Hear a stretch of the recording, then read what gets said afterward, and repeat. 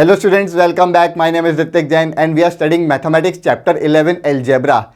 Till now we have studied about variables, how to use variables in different types of situations or different expressions, and also we have solved the exercise. And today we will learn how to use variables in common rules of mathematics. कैसे हम variables का use करके जो हमारे पास काफ़ी सारे common rules है mathematics में उनको हम जनरलाइज कर सकते हैं.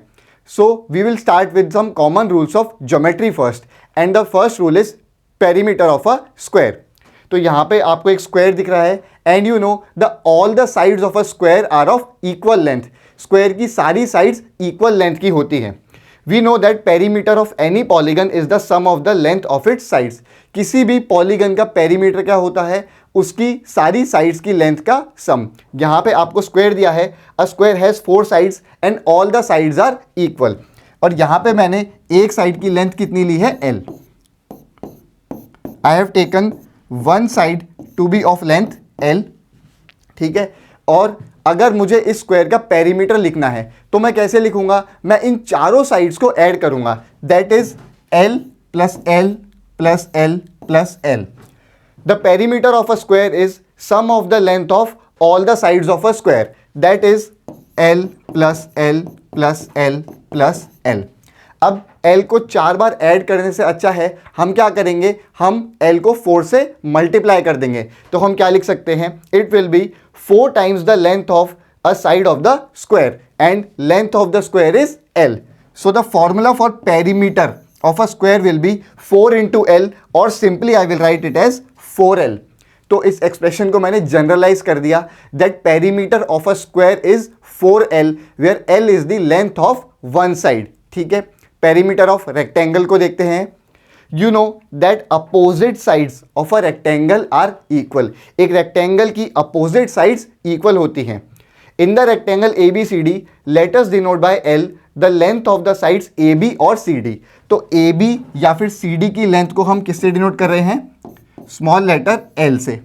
And by B the length of the sides AD और BC. और AD और BC की लेंथ को हम किससे डिनोट कर रहे हैं? स्मॉल b से. Because both of them are same. This is L, this is also L, this is B and this will also be B. तो अब अगर मुझे रेक्टेंगल का पेरीमीटर लिखना है तो मैं चारों साइड्स को ऐड करूंगा. Length of AB plus BC plus CD plus AD. मैं चारों साइड्स को ऐड करूंगा. But we know that AB is equals to CD. जो आपकी AB लेंथ है that is equal to CD. तो इसको मैं क्या लिख सकता हूं? 2 into length of CD because AB and CD are equal. And similarly AD और BC भी बराबर हैं. तो AD और BC को कंबाइन करके मैं क्या लिख सकता हूं? That is 2 times the length of BC. Right. And 2 times the length of CD is 2 into L and 2 times the length of BC will be 2 into B. तो पेरीमीटर क्या बना मेरा? That will be 2L plus 2B. So I have generalise the formula for a perimeter of a rectangle that is 2L plus 2B where L is the length of rectangle and B is the breadth of rectangle. ठीक है. तो हमने geometry के 2 rules देखे, perimeter of square and perimeter of rectangle. तो अब हम कुछ एरिथमेटिक के रूल्स देखते हैं. And the first rule is commutativity of addition of numbers. तो हम सबसे पहले समझते हैं कि ये क्या रूल है. You know that 4 plus 3 is equals to 7. 4 plus 3 कितना होता है? 7. बट अगर आप 3 प्लस 4 करेंगे तो भी वो कितना आएगा? 7. राइट. 3 प्लस 4 करेंगे तो भी 7 आएगा. इसका मतलब क्या हुआ कि 4 plus 3 is equals to 3 plus 4. दोनों का सम कितना है? 7. तो मैं क्या कह सकता हूं कि 4 plus 3 is equals to 3 plus 4. And this is known as commutativity of addition of numbers. कि अगर आप 2 नंबर्स को ऐड कर रहे हैं तो आप पहले कोई सा भी नंबर रखिए, आपका आंसर सेम आएगा. ठीक है. This property of numbers is known as the commutativity of addition of numbers. तो अगर इस प्रॉपर्टी को मुझे जनरलाइज करना है या फिर मैं यूँ कहूँ कि मुझे इस प्रॉपर्टी को वेरिएबल्स के फॉर्म में लिखना है, लेटर्स के फॉर्म में लिखना है, तो वो हम कैसे लिखेंगे वो हम देखते हैं. The use of variables allows us to express the generality of this property in a concise way. Let A and B be 2 variables. A और B 2 variables हैं which can take any number value. ए और B दो variables हैं जो कोई सी भी number value ले सकते हैं। तो अगर मुझे कम्यूटेटिविटी लिखना है, हमारा एग्जाम्पल क्या था, 4 + 3 = 3 + 4। दैट मीन्स अगर मैं 4 को कहूँ it is a, if 4 is a and b is 3, so this is a + b and this is b + a, because 3 कितना है b एंड 4 कितना है a। तो अगर मुझे एक जनरल फॉर्म में लिखना है तो मैं कैसे लिखूंगा commutativity of addition of numbers को, that will be a + b = b + a। So what is the general rule for commutativity of addition of numbers? That is a + b = b + a। ठीक है, ऐसे ही commutativity हम देखेंगे multiplication of numbers के लिए। For example, we have 4 × 3। अब you all know that 4 × 3 is 12 and 3 × 4 is also 12। दोनों का रिजल्ट कितना होता है 12। तो मैं क्या कह सकता हूं कि 4 × 3 = 3 × 4, 4 × 3 = 3 × 4, and this property of numbers is known as commutativity of multiplication of numbers। इसको हम क्या कहेंगे, commutativity for multiplication of numbers। अब अगर इस प्रॉपर्टी को मुझे जनरल वे में लिखना है तो वापस से मैं उसी एग्जांपल को देखता हूं, 4 × 3 और ये 3 × 4 के बराबर था।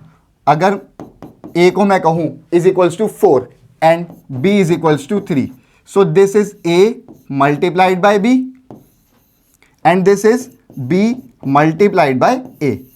तो मेरी जनरल प्रॉपर्टी या फिर जनरल एक्सप्रेशन क्या हुआ for commutativity for multiplication of numbers, that will be a × b = b × a।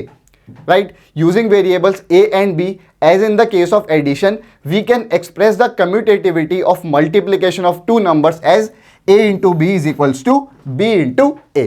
right, ठीक है। थर्ड प्रॉपर्टी देखिए which is distributivity of numbers, और एक एग्जांपल से समझते हैं कि what is distributivity of numbers. So suppose we have to calculate 7 × 38। Now we do not know the table of 38 and we also do not know what is 7 × 38। तो हम क्या करेंगे, इस 38 को हम ब्रेक कर सकते हैं 30 + 8 में। 7 + 38 को हम कैसे लिखेंगे, 7 × 30 + 8 विच इज 38 ओनली। अब अगर 7 × 30 + 8 है तो डिस्ट्रीब्यूटिविटी ऑफ नंबर्स कहता है कि आप जो बाहर आपके पास नंबर है आप उसको पहले नंबर से भी मल्टीप्लाई करेंगे और आप उसको दूसरे नंबर से भी मल्टीप्लाई करेंगे। सो इट विल बी 7 × 30 एंड 7 × 8, और यहाँ पे अगर बीच में प्लस है तो यहाँ पे भी बीच में क्या आएगा, plus. This is called the distributivity of numbers. 7 × 30 + 8 will be 7 × 30 plus 7 × 8, right? And now we know that 7 × 30 is 210 and 7 × 8 is 56 and 210 plus 56 is 266, right? So this property is known as distributivity of multiplication over addition of numbers. Distributivity of multiplication over addition. Distributivity of multiplication over addition. और अगर यहां पे आपके पास होता 7 ×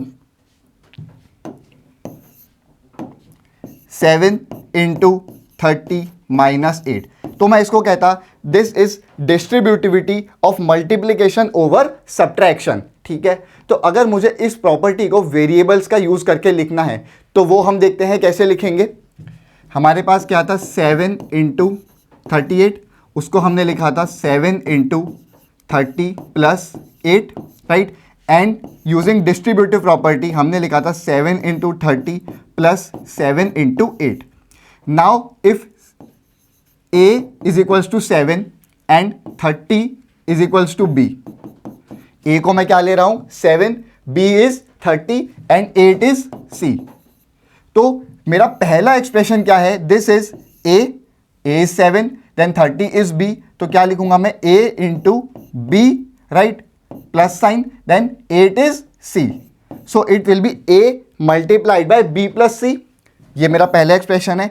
अगर मुझे दूसरा expression लिखना है तो मैं कैसे लिखूंगा, 7 which is a multiplied by 30 which is b, right, then plus sign. again 7 which is A and 8 is C. So it will be A multiplied by C. So the first expression is A into B plus C and the second expression is A into B plus A into C. Let A, B, C be three variables each of which can take any number. A, B, C तीन variables हैं और वो किसी भी number को assume कर सकते हैं. So the property becomes A into B plus C is equals to A into B plus A into C. वो कैसे बना वो अभी अभी हमने देखा.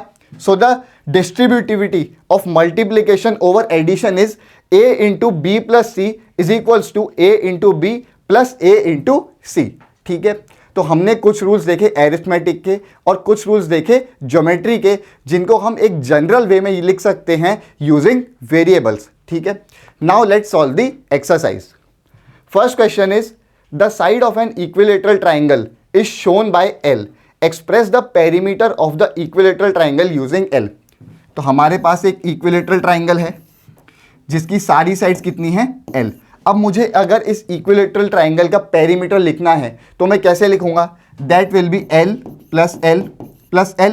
मुझे तीनों साइड्स को ऐड करना है, that will be my perimeter. और इसको मैं क्या लिख सकता हूं? This is 3 times L and 3 times L means 3 multiplied by L. और इसको मैं शॉर्ट वे में क्या लिख सकता हूं? 3L. So the perimeter of an equilateral triangle is 3L where L is the length of one side. ठीक है, नेक्स्ट क्वेश्चन देखिए. The side of a regular hexagon is denoted bye L. Express the perimeter of the hexagon using L. तो अब हमको क्या दिया है? एक रेगुलर हेक्सागन जिसकी सारी साइड्स की क्या लेंथ है? L. Regular means all the sides are equal and we have to express the perimeter of the hexagon using L. So again perimeter अगर मुझे लिखना है that means sum of all the sides that is L plus L plus L 6 times, right. और इसको मैं क्या लिख सकता हूं? This will be 6 times L and that is 6 multiplied by L. और सिंपली अगर मैं इसको क्या लिखूंगा? That is 6L. So the perimeter of a regular hexagon is 6L where L is the length of one side, right? Next question देखिए. A cube is a 3 dimensional figure. आप सबको पता है कि क्यूब क्या होता है, हमने 3 डायमेंशनल शेप्स पढ़ रखा है already. As shown in the figure it has 6 faces, front, back, right, left, top and bottom. ये हम ऑलरेडी डिस्कस कर चुके हैं. And all of them are identical squares. जितने भी फेसेस होते हैं वो आइडेंटिकल स्क्वायर्स होते हैं. सबकी लेंथ कितनी बराबर होती है, right. The length of an edge of the cube is given by L. हमने एक एज को क्या दिया है? L. इसका मतलब सारी एजेस किस लेंथ की है? L लेंथ की. Find the formula for the total length of the edges of a cube. तो हमको एक फॉर्मूला बताना है जो इस क्यूब की सारी एजेस की टोटल लेंथ हमको बता दे. तो 1 बाय 1 हम ऐड करते हैं एक बार. सबसे पहले इन वर्टिकल एजेस को देखिए. 1 2 3 and 4 vertical edges are there. That means L plus L plus L plus L, या फिर मैं उसको क्या लिख सकता हूं? 4 टाइम्स L और सिंपली 4L. तो वर्टिकल लाइन्स कितनी हुई? 4L. देन हॉरिजॉन्टल लाइन्स देखिए 1 2 3 and 4. These are also 4, right. तो ये भी कितना हुआ? 4L because the length of each side is L only. Now these lines 1 2 3 and 4. ये वाली 4 लाइन्स बची हुई थी तो इनका सम भी कितना हो जाएगा? 4L, right, because all the sides are of length L. तो मेरी सारी एजेस का सम कितना हुआ? 4L plus 4L plus 4L. 4 vertical, 4 horizontal और 4 ये डायगनल वाली, right. So 4L plus 4L plus 4L is 12L. So the sum of length of all the edges of a cube of side L is 12L. ठीक है, clear है. Next question देखिए. The diameter of a circle is a line which joins 2 points on the circle and also passes through the center of the circle. तो diameter एक वो line है जो circle को दो पॉइंट्स पे टच करती है और जो सेंटर से भी पास होती है. In the adjoining figure A B is a diameter of the circle and C is its centre. तो इस फिगर में ए बी जो है वो इस सर्कल की डायमीटर है, right? AB is the diameter and C is the center of the circle. Express the diameter of the circle D in terms of its radius R. तो हमको diameter को क्या लेना है? D. We have to take the diameter as D and the radius as R. And we have to express diameter in terms of radius. तो students यहाँ पे देखिए कि AB जो है वो diameter है and C is the center. और रेडियस क्या था? Radius was the line which joins the centre of the circle to the boundary of the circle. तो इस केस में CP is the radius of the circle. और अगर आप ध्यान से देखिए कि C सेंटर है तो CA को भी मैं क्या कह सकता हूं? This is the radius of the circle, क्योंकि एक लाइन है जो सेंटर से बाउंड्री को टच कर रही है. So CA is also a radius. Similarly CB को भी मैं क्या कह सकता हूं? It is also a radius of the circle. Now if you want to write the diameter, diameter is AB. उसके मैं दो पार्ट्स कर सकता हूं which is AC plus CB. You can write the diameter as AB is equals to AC plus CB. उसको आप AC plus CB की तरह लिख सकते हैं, right? And AB is the diameter and diameter is denoted by letter D. So this is D and AC is the radius of the circle. Similarly CB is also a radius. AC इस circle की क्या है? Radius. And CB is also a radius of this circle. So the expression becomes D is equals to R plus R. And R plus R is twice of R, that is 2R. तो इसको हम क्या लिख सकते हैं? 2 times R, that is simply 2R. So diameter of circle is 2R. Or I can simply say that D is equals to 2R. A diameter of the circle is twice its radius. और अगर मुझे radius in terms of diameter लिखना होता तो मैं क्या करूंगा? Simply इस 2 को यहाँ पे डिवाइड कर दूंगा और मेरा एक्सप्रेशन क्या बनेगा? R is equals to D divided by 2.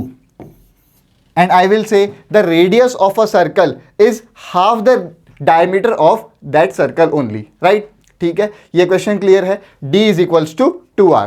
ठीक है, नेक्स्ट क्वेश्चन देखिए. To find sum of 3 numbers 14, 27 and 13 we can have 2 ways. तो अगर हमको 3 नंबर्स 14, 27 और 13 को ऐड करना है तो उसके 2 तरीके हो सकते हैं. 1 बाय 1 हम दोनों को देखते हैं. We may first add 14 and 27 to get 41. हम पहले 14 और 27 को ऐड कर सकते हैं to get 41 and then add 13 to get the total sum 54. और उसके बाद हम उसमें 13 ऐड कर सकते हैं to get the total sum 54, right? और सेकेंड तरीका क्या है? We may add 27 and 13 first to get 40. हम 27 और 13 को पहले ऐड कर सकते हैं टू गेट द सम 40 और 40 में हम फिर ऐड कर सकते हैं 14 to get the total sum 54. दोनों केस में आंसर ऑब्वियसली सेम ही आएगा. तो पहले केस में हमने क्या किया? हमने 14 प्लस 27 को पहले ऐड किया और उसके बाद हमने उसमें 13 ऐड किया. एंड सेकेंड केस में हमने पहले 27 और 13 को ऐड किया, उसके बाद हमने उसमें 14 ऐड किया है. ठीक है, this can be done for any 3 numbers. This property is known as the associativity of addition of numbers. इस प्रॉपर्टी को हम क्या कहते हैं? Associativity of addition of numbers. Express this property in a general way by using variables A, B and C. तो इस property को मुझे एक जनरल वे में एक्सप्रेस करना है using the variables A, B and C. तो हमारे पास 3 नंबर से 14, 27 एंड 13. सबसे पहले वाले तरीके में हमने क्या किया? हमने 14 प्लस 27 पहले किया, उसके बाद हमने plus 13. And in the second method first we added 27 plus 13, right? 27 plus 13 and then we added 14. ये हमारे पास 2 तरीके थे. तो हम दोनों तरीके में देखते हैं हम इसको वेरिएबल्स में कैसे एक्सप्रेस कर सकते हैं.